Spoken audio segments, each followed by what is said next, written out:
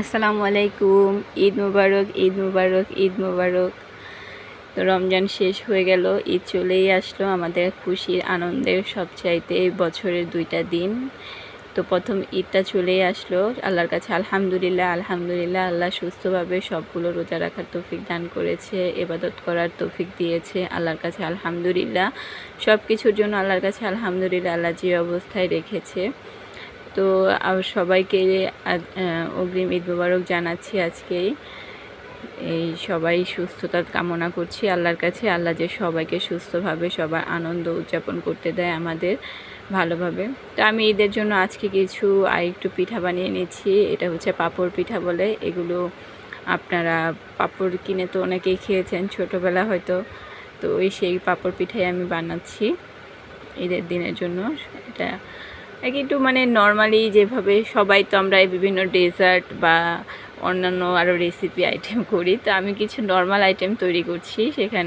আমি এখানে কিছু ময়দা গুলিয়ে নিয়েছি, এখানে ঠান্ডা নর্মাল পানি দিয়েই।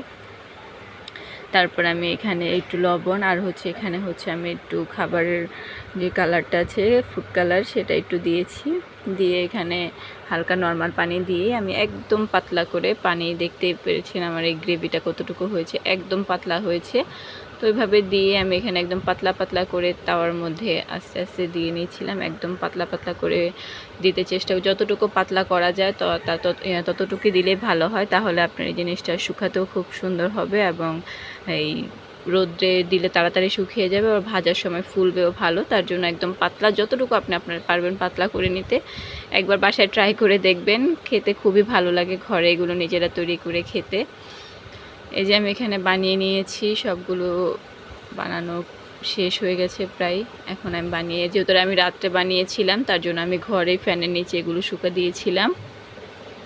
আমার মেয়েরা সহ্য হচ্ছিল না, তার জন্য মেয়েকে 1-2টা ভেজে দিলাম। এটা আরও শুকালে আরও ফুলবে। তো এটা আমি পুরোপুরি শুকাইনি, তার জন্য এরকম আপনাদের একটু শেয়ার করলাম।